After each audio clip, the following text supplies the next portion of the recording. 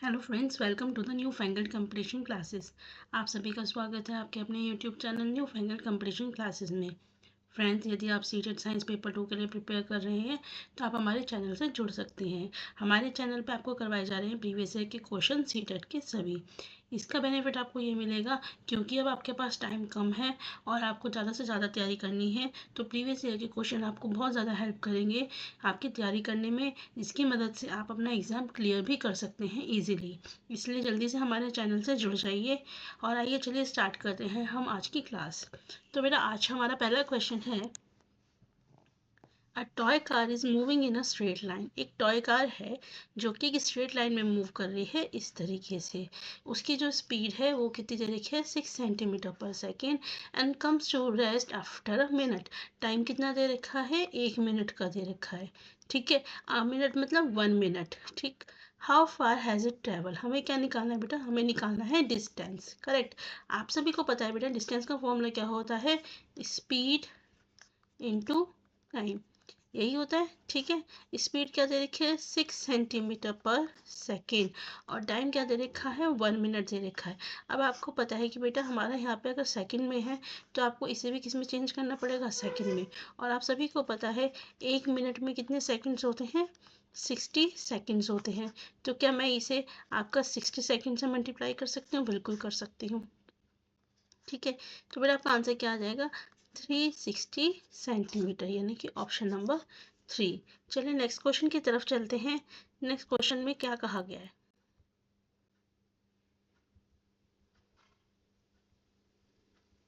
चलिए next question में कहा गया है, the volume of a small ball is calculated to be. एक बॉल है, उसका जो वॉल्यूम है वो कितना है, 25 सेंटीमीटर क्यूब। ठीक है, और उसका वेट कितना है, यानी कि हम इसे क्या बोल सकते हैं, मास भी बोल सकते हैं। वो कितना है, 30 ग्राम एयर के अंदर। विल दिस बॉल फ्लोट और सिंक इन वाटर। हमें बताना है कि ये जो बॉल है ये तैरेगी या डूबेगी पानी में। देखिए, आपको सबसे पहले बेटा पता होना चाहिए, ये पता करने के लिए कि कोई भी चीज़ हमारी तैरती है या डूबती है, उसके लिए हमें उसकी क्या पता होनी चाहिए, डेंसिटी पता होनी चाहिए। ठीक है, यानी कि हमें किसकी पता होनी चाहिए, डेंसिटी, हमें बॉल की पता होनी चाहिए। और आप सभी को पता है बेटा डेंसिटी का फॉर्मूला क्या होता है, मास अपॉन वॉल्यूम। ठीक, और मास कितना दे रखा है, 30 ग्राम, और वॉल्यूम कितना दे रखा है, 25। तो ये बेटा कुछ आप कैलकुलेट करेंगे तो 1.2 आएगी डेंसिटी। ठीक, अब बेटा आप हमेशा याद रखिएगा कि जो वाटर की डेंसिटी होती है वो कितनी होती है, 1 होती है। अब आप देख रहे हैं कि जो बॉल की डेंसिटी है वो वाटर की डेंसिटी से ज़्यादा है। और जब क्या होता है, आपकी डेंसिटी किसी ऑब्जेक्ट की पानी की डेंसिटी से ज़्यादा होती है तो वो ऑब्जेक्ट क्या होता है, डूब जाता है, यानी कि वो क्या करेगा, सिंक करेगा। चलिए नेक्स्ट क्वेश्चन की तरफ चलते हैं। देखिए नेक्स्ट क्वेश्चन में क्या कहा गया है, which property of the filament in a bulb makes it glow. जो हमारे बल्ब होता है उसके अंदर जो फिलामेंट होता है, किस प्रॉपर्टी की वजह से वो ग्लो करता है। तो बेटा हमेशा याद रखिएगा, हमारे जो बल्ब का फिलामेंट होता है वो हमेशा किसकी वजह से ग्लो करता है, हाई रेजिस्टेंस और हाई मेल्टिंग पॉइंट। अब आप सोचेंगे वो कैसे। देखिए बेटा, हाई रेजिस्टेंस, रेजिस्टेंस का मतलब होता है रोकने की क्षमता। अब एक बात बताइए, जब हमारे इलेक्ट्रॉन्स का फ्लो होगा, ठीक, मान लीजिए इलेक्ट्रॉन का फ्लो होगा, अब ये फिलामेंट है हमारा, क्या है, फिलामेंट। अब जब ये फिलामेंट इसको रोकेगा तभी तो हमारे जो इलेक्ट्रॉन्स हैं यहाँ पे इकट्ठे होंगे, और जब ये हमारे इलेक्ट्रॉन्स यहाँ पे इकट्ठे होंगे तो क्या होगा, यहाँ का टेम्परेचर आपका बढ़ेगा, और जब टेम्परेचर बढ़ेगा तो ये किस में चेंज हो जाएगा, आपका लाइट में चेंज हो जाएगा। हीट से किस में चेंज हो जाएगा, लाइट में चेंज हो जाएगा। और हाई मेल्टिंग पॉइंट का काम क्या है कि टेम्परेचर बढ़ने पर ये हमारा जो वायर है वो फ्यूज़ ना हो। ठीक है, अगर आपका हाई मेल्टिंग पॉइंट ना होकर लो मेल्टिंग पॉइंट होगा तो क्या होगा, वायर टूट जाएगा। हाई मेल्टिंग पॉइंट इसलिए लगाया जाता है ताकि वायर ना टूटे, और हाई रेजिस्टेंस इसलिए लगाया जाता है ताकि वो ज़्यादा से ज़्यादा हमारे जो इलेक्ट्रॉन्स आ रहे हैं इसके अंदर उसे रोक सके। ठीक, चलिए नेक्स्ट क्वेश्चन की तरफ चलते हैं।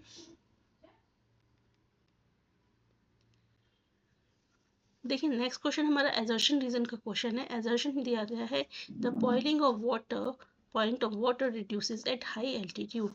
ये कहते हैं कि जैसे जैसे हम ऊंचाई की तरफ जाएंगे वैसे वैसे हमारा बॉइलिंग पॉइंट भी कम होता जाएगा। और इसका रीज़न दे रखा है, there is decrease in atmospheric pressure at high altitude. High altitude पे एटमॉस्फेरिक प्रेशर हमारा घट जाता है। तो बेटा ये भी सही बात है और ये भी बात सही है, और जो इसका ये रीज़न दे रखा है ये भी बिल्कुल सही दे रखा है। क्या होता है बेटा, हम सी लेवल यानी कि पृथ्वी पे जो एटमॉस्फेरिक प्रेशर होता है वो बहुत ज़्यादा होता है, और जैसे जैसे हम ऊपर जाते हैं हमारा एटमॉस्फेरिक प्रेशर कम होता चला जाता है। एटमॉस्फेरिक प्रेशर कम होने की वजह से जो पानी के ऊपर दबाव होता है वो भी कम हो जाता है, इसलिए हमारा जो पानी जो है वो जल्दी बॉयल होने लगता है। ठीक है, तो इसका ऑप्शन क्या होगा, ऑप्शन नंबर 1 हमारा सही होगा। नेक्स्ट क्वेश्चन की तरफ चलते हैं। देखिए नेक्स्ट क्वेश्चन में क्या कहा गया है। Which of the following statements are correct about sound. Sound के बारे में इनमें से कौन सी सही बात कही गई है। Sound can travel through all media. बिल्कुल सही बात है बेटा, याद रखिएगा साउंड हमारे सभी मीडियम में आपकी ट्रेवल कर सकती है, सिवाय किसको छोड़ के, वैक्यूम। ठीक, हमारी वैक्यूम, यहाँ पे एयर नहीं होगी वहाँ पे वो क्या नहीं कर पाएगा, ट्रेवल नहीं कर पाएगा। Sound is produced by select few vibrating bodies. ये गलत है बेटा, जितनी भी वाइब्रेटिंग बॉडीज होंगी वो सभी क्या करती हैं, साउंड को प्रोड्यूस करती हैं। Higher the amplitude of vibration louder the sound. ये बात बिल्कुल सही है बेटा, याद रखिएगा एम्पलीट्यूड हमारे डायरेक्टली प्रोपोर्शनल किसके होता है, लाउडनेस के, यानी कि जितनी जितनी हमारी एम्पलीट्यूड बढ़ेगी उतनी हमारी लाउडनेस बढ़ेगी। Higher the frequency of vibration shriller the sound. ये भी बात रखिएगा, ये भी बात बिल्कुल ठीक है, जैसे जैसे हमारी फ्रीक्वेंसी बढ़ती है साउंड की श्रिलनेस भी हमारी बढ़ती है। ठीक है, इन्हें दोनों को याद रखिएगा। तो बेटा आपका सही ऑप्शन क्या होगा, ए सी एंड डी। ठीक, कहाँ ए सी एंड डी, ऑप्शन नंबर 3। चलिए नेक्स्ट क्वेश्चन की तरफ चलते हैं। ओके, सो बेटा नेक्स्ट क्वेश्चन हमारा है कि what is the difference between a virtual image and real image. ठीक है, तो देखिए वर्चुअल इमेज और रियल इमेज में क्या डिफरेंस होता है, ये बात हमेशा याद रखिएगा। हमारी बेटा रियल इमेज कब फॉर्म होती है, रियल इमेज हमारी जब फॉर्म होती है जब हमारी जो लाइट रेज होती हैं एक्चुअली में आके क्या होती हैं, एक पॉइंट पे मिलती हैं। ठीक है, मान लीजिए लाइट रेज आ रही है यहाँ पे एक पॉइंट पे मिलती हैं, तभी हमारी क्या होती है, रियल इमेज बनती है। लेकिन ऐसा केस हमारा वर्चुअल में नहीं होता। वर्चुअल में क्या होता है, हमारी जो लाइट रेज होती हैं वो क्या हो जाती हैं, इस तरीके से करके डाइवर्ट हो जाती हैं, लेकिन एक आपकी वहाँ पे क्या होता है, इस तरीके से एक वर्चुअल पॉइंट बनता है जहाँ पे उसको इमेज दिखाई देती है। ठीक है, इसलिए कहते हैं जो रियल इमेज होती है उसको हम स्क्रीन पे कैप्चर कर सकते हैं क्योंकि वो एक्चुअली में बनती है, लेकिन हमारी जो वर्चुअल इमेज होती है उसे हम स्क्रीन पे कैप्चर नहीं कर सकते। ठीक, और आपकी हमेशा याद रखिएगा रियल इमेज हमारी कैसी बनती है, आपकी हमेशा इन्वर्टेड बनती है। रियल इमेज कैसी बनती है, इन्वर्टेड बनती है। ठीक, और आपकी वर्चुअल इमेज कैसी बनती है, इरेक्ट बनती है। देखिए इन्होंने कहा है virtual image is always erect. Virtual image हमारी इरेक्ट होती है, रियल इमेज में भी इन्वर्टेड और इरेक्ट। ये बात देखिए प्रॉपर ये डिफाइन नहीं कर रहा है इस चीज़ को कि आपकी, क्योंकि आपकी जो रियल इमेज है वो इस पर डिपेंड करती है कि हमारा जो ऑब्जेक्ट है वो कितनी दूरी पे रखा हुआ है फोकस से। ठीक है, नेक्स्ट है virtual image can be of different sizes where real image is of same size.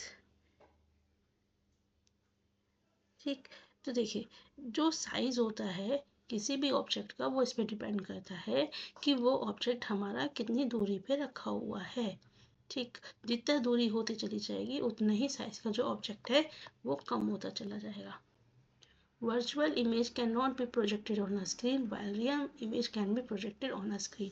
ये बात बिल्कुल एकदम करेक्ट बताई गई है कि वर्चुअल इमेज को हम स्क्रीन पे नहीं ले सकते, लेकिन रियल इमेज को हम स्क्रीन पे ले सकते हैं। ठीक, तो इसका सही ऑप्शन क्या होगा, ऑप्शन नंबर 3। नेक्स्ट क्वेश्चन की तरफ चलते हैं, देखते हैं नेक्स्ट क्वेश्चन में क्या कहा गया है।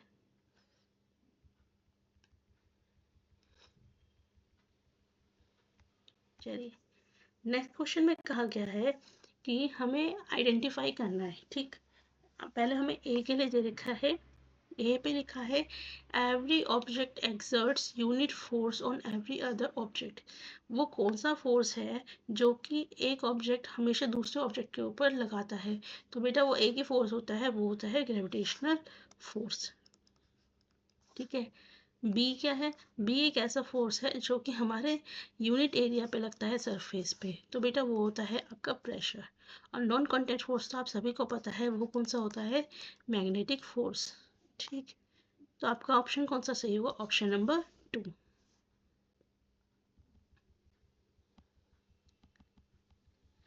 चलिए नेक्स्ट क्वेश्चन है, identify which is not a food preservative. इनमें से फूड प्रिजर्वेटिव कौन सा नहीं होता बेटा? Sodium carbonate. सोडियम कार्बोनेट हमारा फूड प्रिजर्वेटिव नहीं होता, यानी कि भोजन को प्रिजर्व करने में यूज नहीं किया जाता। ठीक। नेक्स्ट क्वेश्चन है, which of the following reaction is are not feasible. इनमें से कौन सा रिएक्शन फिजिबल नहीं होगा? तो बेटा इसके लिए आपको क्या होनी चाहिए? रिएक्टिविटी सीरीज आपको याद होनी चाहिए। ठीक है। ये जो रिएक्टिविटी सीरीज है, जब आपको याद हो जाएगी तो आपको ये पता चल जाएगा कि हमारा कौन सा एलिमेंट स्ट्रॉन्ग है और कौन सा एलिमेंट हमारा वीक है। और हमेशा याद रखिएगा, सिर्फ स्ट्रॉन्ग एलिमेंट ही हमारे वीक एलिमेंट को रिप्लेस कर सकता है। वीक एलिमेंट आपका स्ट्रॉन्ग एलिमेंट को रिप्लेस नहीं कर सकता। ठीक। तो अब देखते हैं, सोडियम आपको मैग्नीशियम को रिप्लेस कर सकता है, तो ये पॉसिबल है। मैग्नीशियम भी कर सकता है, ये भी पॉसिबल है। कॉपर हमारे लिस्ट में सबसे नीचे आता है ज़्यादातर, तो ये भी पॉसिबल है। बेटा कॉपर सबसे नीचे होता है, आयरन ऊपर होता है। आयरन ज़्यादा स्ट्रॉन्ग है तो कॉपर इसे नहीं कर पाएगा। तो आपका ओनली डी, डी एक ऐसी रिएक्शन है जो कि पॉसिबल नहीं है।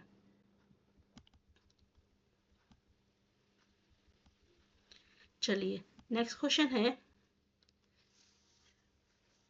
An element forms two different oxides A and B. एक एलिमेंट है, उसके दो डिफरेंट ऑक्साइड्स बनते हैं, एक ए और एक बी। दोनों ही कैसे हैं? कलरलेस, अडरलेस एंड गैस है रूम टेम्परेचर पे। ठीक। A is toxic to humans and B is a green house gas. देखिए जैसे ही आपने ये बात पढ़ी कि B is a green house gas, तो बेटा आप यहाँ देखिए कि यहाँ पे ग्रीन हाउस गैस कौन सी है। और आप सभी को पता है बेटा, कार्बन डाइऑक्साइड हमारी क्या होती है? ग्रीन हाउस गैस होती है। तो इसका आंसर क्या हो जाएगा? Option number 4।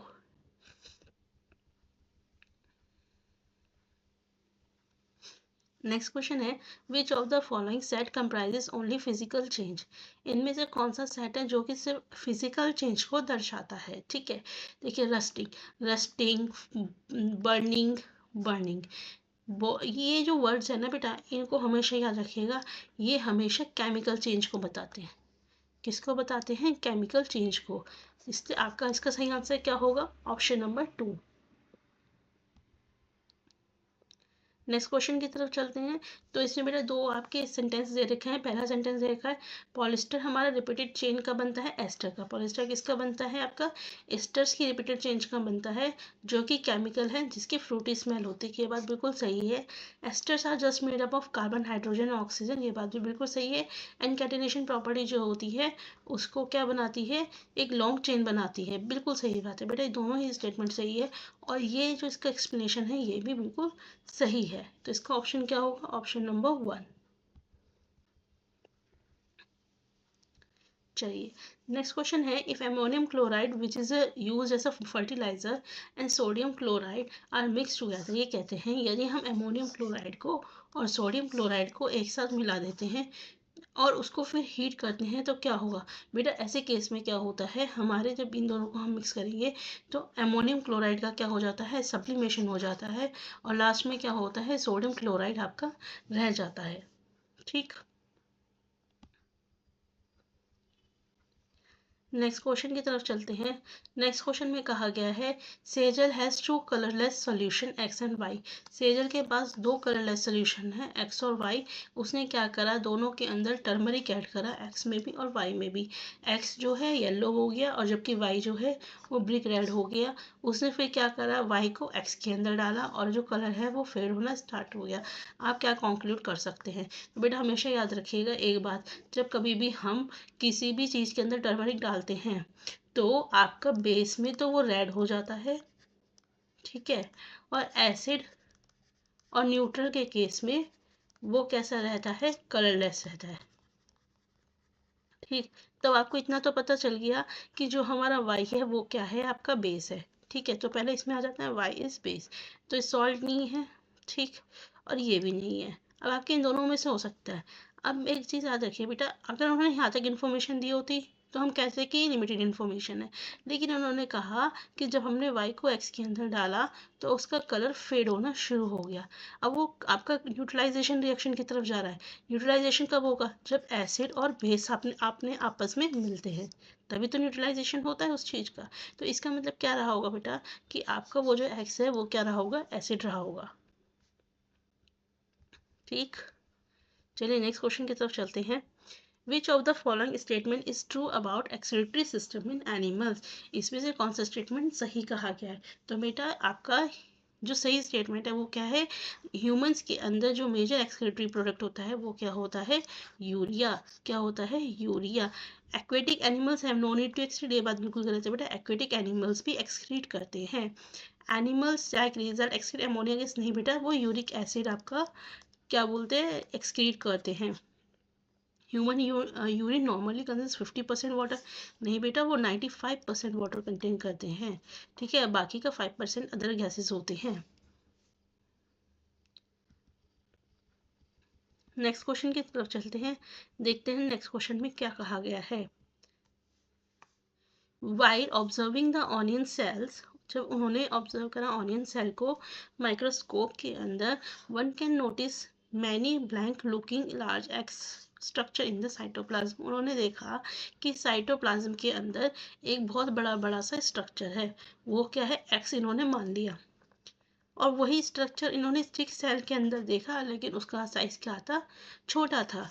एक्स क्या करता है, टर्जिडिटी देता है आपको, यानी कि वो जो भी आइटम है वो टर्जिडिटी देता है, जिसकी वजह से शेप मिलती है सेल्स को, और वो क्या करता है, वाटर और न्यूट्रिएंट्स को स्टोर करता है। एक्स क्या होता है, स्टोरेज हाउस होता है अमीनो एसिड्स का और शुगर का। देखिए बेटा, जैसे कि आप ये लाइन पढ़ रहे हैं, स्टोरेज हाउस होता है किसका, अमीनो एसिड का, शुगर का, तो आपके दिमाग में आ जाना चाहिए बेटा वो आइटम, वो एक्स आइटम क्या है, वैक्यूल्स। ठीक है, क्या है, वैक्यूल्स। चलिए नेक्स्ट क्वेश्चन है असर्शन रीजन का। Penguins have thin skin and less fat. जो पेंगुइन्स होती हैं उनकी कैसी होती है, थिन स्किन होती है और लेस फैट होती है। तो बेटा ये बात आप सभी को पता होना चाहिए कि जो हमारे पेंगुइन्स होते हैं वो कहाँ रहते हैं, ठंड की जगह पर रहते हैं, और ठंड की जगह पर रहने की वजह से अगर उनकी थिन स्किन होगी तो वो कैसे होंगे, वो उनको ठंड लग जाएगी। तो ये बात तो बेटा बिल्कुल गलत है। Penguins huddle together to keep each other warm, ये बात बिल्कुल सही है। क्या करते हैं पेंगुइन्स, एक दूसरे को हडल करते हुए यानी कि हक करते हुए चलते हैं, एक दूसरे से चिपक के चलते हैं, जिससे उनकी बॉडी गर्म रहती है। तो इससे बेटा ऑप्शन नंबर 4 सही है, असर्शन इज फॉल्स और रीजन इज ट्रू। चलिए नेक्स्ट क्वेश्चन मैचिंग का है बेटा, आपको पता होना चाहिए। वायरसेस, वायरसेस क्या होती है, वायरसेस को हमेशा एक होस्ट ऑर्गेनिज्म की जरूरत पड़ती है टू रिप्रोड्यूस, रिप्रोड्यूस करने के लिए। ठीक है, अब देखते हैं ए का सेकंड है, बिल्कुल है, तो बेटा ऑप्शन नंबर 1 आपका इसका सही हो जाएगा। बैक्टीरिया हमारी मेडिसिन में यूज होता है। ठीक, उसके बाद आपका जो फंजाई होता है वो क्या होता है, मल्टी सेलुलर। और प्रोटोजोआ, हमारा एमीबिया क्या होता है, वो एक प्रोटोजोआ होता है। Okay, fine. Next question is identify reason for considering loamy soil as a best topsoil for grow plant. ये कहते हैं प्लांट्स को ग्रो करने के लिए लूमी सॉइल को सबसे अच्छा क्यों माना जाता है। तो बेटा इसको इसलिए माना जाता है क्योंकि आपके एक तो उसके अंदर लार्ज और स्मॉल पार्टिकल्स बिल्कुल बराबर मात्रा में होते हैं, गुड वाटर होल्डिंग कैपेसिटी होती है और ह्यूमस होती है। It is heavy and has less air, ये बात बिल्कुल गलत है, ऐसा कुछ नहीं होता। वो हैवी नहीं होती, बल्कि कैसी होती है, नॉर्मल होती है, और एयर भी सही मात्रा में उसके अंदर होती है। तो इसका सही ऑप्शन क्या होगा, option number 1। Okay, next question है identify the plant with the unisexual flower. वो प्लांट जो कि कैसा होता है, यूनिसेक्सुअल फ्लावर। यूनिसेक्सुअल फ्लावर कौन सा होता है बेटा, जिसके अंदर या तो मेल पार्ट होता है या फिर क्या होता है, आपका फीमेल पार्ट होता है। ठीक, तो आपका बेटा वो होता है पपाया। ठीक है, इसको देखिए, जितने भी आपके फ्लावर्स होते हैं जो आपको ऐसा लगेगा ना थोड़ा फ्लावर के नाम पर है, जैसे कि रोज, मस्टर्ड, पेटूनिया, तो ये सभी कैसे होते हैं, बाइसेक्सुअल होते हैं। जहाँ पे आपको किसी फ्रूट का नाम दिखाई दे, वो सभी कैसे होते हैं, मैक्सिमम आपके यूनिसेक्सुअल होते हैं। तो बेटा हम यहाँ से आपके पेडोलॉजी के क्वेश्चन शुरू होते हैं। ठीक, ओके फाइन। तो आपका क्वेश्चन है, identify the statement that are true about the scientific enterprise. आपको बताना है इसमें से कौन कौन सी बातें सही हैं। Scientist make public their understanding through thorough carefully written papers, poster and report. Scientist क्या करते हैं, अपनी जो भी फाइंडिंग्स होती हैं, जो भी अंडरस्टैंडिंग होती है, उन्हें पब्लिक करते हैं। कैसे, पेपर्स के थ्रू, पोस्टर के थ्रू, रिपोर्ट के थ्रू। ये बात तो बेटा बिल्कुल ठीक है। Most scientist are man because males are better at scientific thinking. ये बात बिल्कुल गलत है। Science is not a creative field and scientist rely heavily on empirical data to settle claim about the nature. नहीं बेटा, ऐसा नहीं कह सकते, इट इज नॉट ट्रू। ठीक है, नेक्स्ट क्वेश्चन है कि, सॉरी नेक्स्ट पॉइंट है, most cherished ideas in science can be disapproved, falsified and modified. तो बेटा ये बात बिल्कुल सही कही गई है, बिल्कुल सटीक है कि साइंस के अंदर क्या होता है, साइंस के अंदर हमारे पास जो भी नया आइडिया आता है, ठीक है, उसको डिसअप्रूव, फॉल्सिफाई और मॉडिफाई किया जाता है, तभी तो हमारी नई नई साइंस की इन्वेंशन होती है। अगर ऐसा नहीं होता तो नई नई साइंस की इन्वेंशन हमारी कैसे हो पाती, कैसे इंप्रूवमेंट हो पाते। तो आपका बेटा इसका सही आंसर क्या होगा, option number A and D.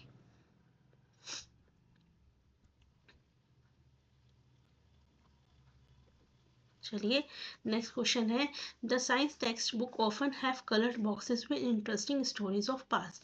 आपने देखा होगा कोई भी जो साइंस की टेक्स्ट बुक होती है उसके अंदर क्या करते हैं, ये कुछ कलर इस तरीके से स्टोरीज लिख के कलर बॉक्स के अंदर स्टोरीज देते हैं। ऐसी स्टोरीज इन्होंने देखी थी जिसमें स्टमक का डिस्कवर किया था डॉक्टर विलियम ने, जब उसके जो पेशेंट थे एलेक्स हैंटन मार्टिन, उसको शॉट गन ने शॉट किया था।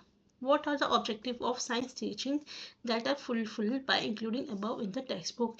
जो इस तरह का कंसेप्ट दिया गया, उनका ऑब्जेक्टिव क्या था, to develop a historical perspective. बिल्कुल सही बात है बेटा, साइंस में हिस्ट्री का जानना बहुत ज़रूरी है।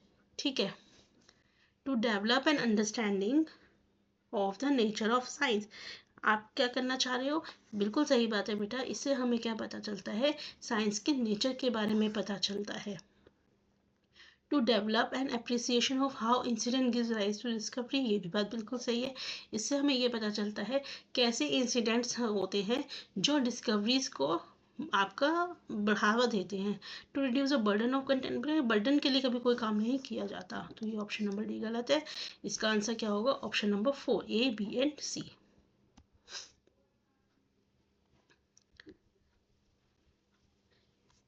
ओके, नेक्स्ट क्वेश्चन है, if a teacher begins with a discussion on physical properties of metal and non metal. एक टीचर है, उसने डिस्कशन शुरू किया, वर्ड को पकड़िए, डिस्कशन। उसने पहले फिजिकल प्रॉपर्टीज बताई मेटल और नॉन मेटल की, फिर केमिकल प्रॉपर्टीज, फिर उसने लैब एक्टिविटीज करी जहाँ पे उसने कुछ मेटल्स को डाइल्यूट एसिड के साथ डेमोन्स्ट्रेट करके दिखाया। The approach to sequencing teaching learning activity will be term है। ये जो अप्रोच है, ठीक है, जिस तरीके से सीक्वेंसिंग है, इसको हम क्या बोलते हैं, इसे बोलते हैं बेटा इंक्वायरी बेस्ड। ठीक है, अगर यहाँ पे डिस्कशन वर्ड ना होता तो ये हमारा डेमोन्स्ट्रेशन होता, लेकिन यहाँ डिस्कशन किया, और जब हम डिस्कशन करते हैं तो इसमें स्टूडेंट और टीचर दोनों ही एक्टिव रोल करते हैं।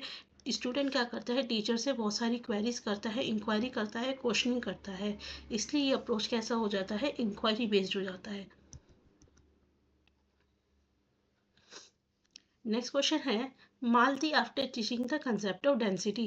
डेंसिटी का कंसेप्ट पढ़ाने के बाद उसे ऐसा पाया कि बहुत सारे जो स्टूडेंट्स हैं उनको आर्किमिडीज प्रिंसिपल समझ में नहीं आया।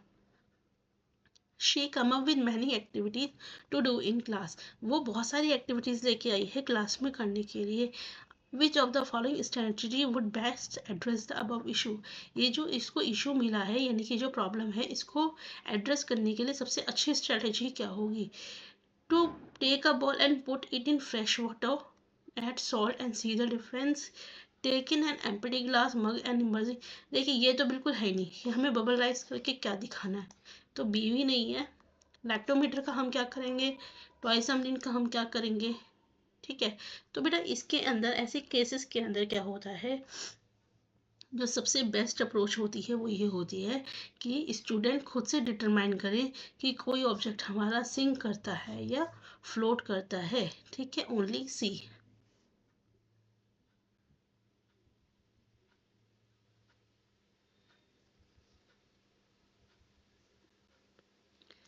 नेक्स्ट क्वेश्चन है, एनसीएफ 2005 के अकॉर्डिंग अपर प्राइमरी स्टेज में जो साइंस करिकुलम है उसमें क्या रिकमेंड किया गया है।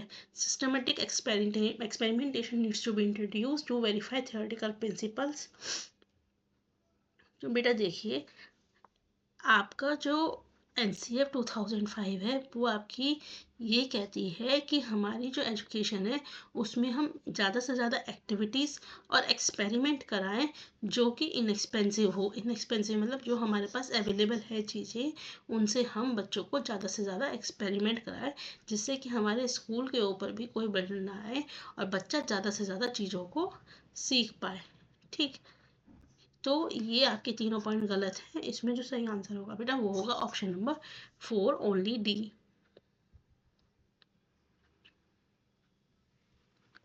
ओके, नेक्स्ट क्वेश्चन है, select the views that are aligned with the spirit of open book question. Open book question से क्वेश्चन आया बेटा। ओपन बुक क्वेश्चंस क्या होते हैं? ओपन बुक क्वेश्चन में बच्चों को आपको बुक खोलने की इजाज़त होती है कि आप बुक खोल लीजिए और आपको क्या करना है, जो क्वेश्चन पेपर में आंसर क्वेश्चन होंगे आपको उनका आंसर्स देना है बुक में से ढूंढ के। लेकिन ऐसे में क्या होता है, आपका जो क्वेश्चंस होते हैं वो कंसेप्चुअल होते हैं। तो अगर बच्चे ने पहले से बुक पढ़ी होगी या उसे आइडिया होगा तभी वो उन क्वेश्चन को आंसर कर पाएगा। ठीक है, अब ये इस तरह की चीज़ें क्यों की गई? तो बेटा इस तरह की चीज़ें इसलिए की गई सो दैट एक तो बच्चे के अंदर जो डर है असेसमेंट को लेके वो ख़त्म हो जाए और बच्चों को फुल अपॉर्चुनिटी मिले कि वो बुक को क्या करे, एक्सप्लोर करे। ठीक है, it does not help to gauge conceptual understanding, ये बात बिल्कुल गलत है। ये कंसेप्चुअल अंडरस्टैंडिंग को करने में मदद करता है, स्टूडेंट को बुक करता है, थोड़ा मेमोराइज में नहीं करता बेटा। मेमोराइज नहीं करना, उसे चीज़ों को समझना है। क्या करना है, चीज़ों को समझना है, तभी वो क्वेश्चन के आंसर कर पाएगा। Question है next. Research suggests that children are frequently unaware of the location of some of the internal parts of the body. Research में पाया गया है कि बच्चों को बहुत सारी जो हमारे बॉडी इंटरनल पार्ट्स होते हैं बॉडी के, उनकी लोकेशन के बारे में जागरूकता नहीं होती। ठीक है, उन्हें पार्ट्स के नाम तो पता होते हैं लेकिन उन्हें उनकी जागरूकता नहीं होती। तो ऐसी ये जो गैप आता है, इस गैप को पूरा करने के लिए आप कौन सी स्ट्रेटेजी का बेटा यूज़ करेंगे? तो ऐसी स्ट्रेटेजी इस तरह के प्रॉब्लम के लिए हम क्या करेंगे, हम फ्लैश कार्ड लेके आएंगे जिसमें सारे इंटरनल पार्ट्स होंगे बॉडी के। अब बच्चों से कहेंगे कि आप इसे ऑब्जर्व कीजिए और बताइए कि हमारी बॉडी में ये पार्ट कहाँ पर है। ठीक है, तो आपका ऑप्शन नंबर 1 आपका बेटा इसके अंदर सही हो जाता है।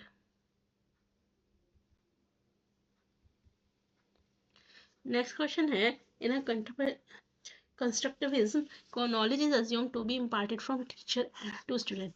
देखिए बेटा, कंस्ट्रक्टिविज्म में आपकी जो नॉलेज होती है उसे कंस्ट्रक्ट किया जाता है थ्रू इंटरेक्शन, ना कि एक बंदे से दूसरे बंदे के ऊपर इम्पार्ट किया जाता है।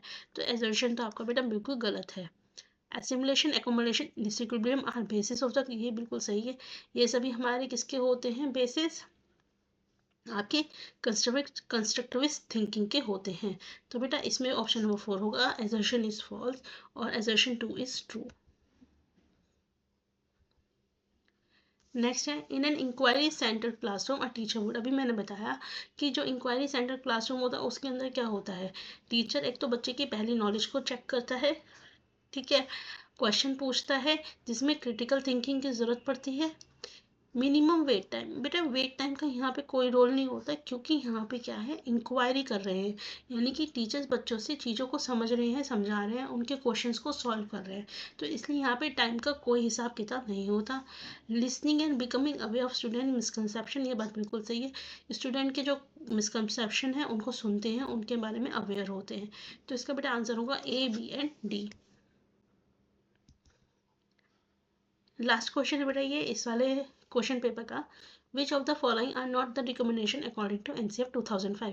एनसीएफ 2005 के अकॉर्डिंग इनमें से कौन सी चीज़ रिकमेंड नहीं की गई upper primary stage science curriculum से। ठीक है, relating science concept to the real life situation, ये बात बिल्कुल सही है कि हमें क्या करना है, हमें जो साइंस के कंसेप्ट हैं उसे रियल लाइफ सिचुएशन से जोड़ के पढ़ाना है।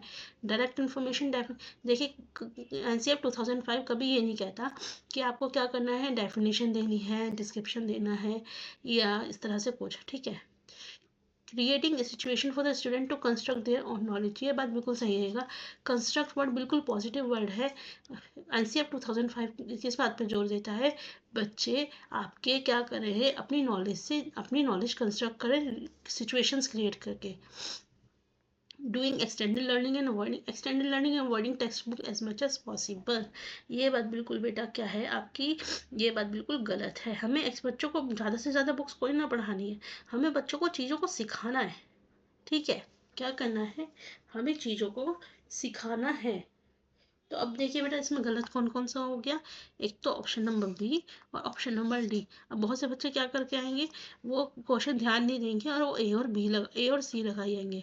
बेटा ए और सी तो सही है, हमसे क्वेश्चन में पूछा गया था इनमें से कौन सी बात गलत है, रिकमेंड नहीं की गई, तो ऑप्शन नंबर क्या होगा, बी है।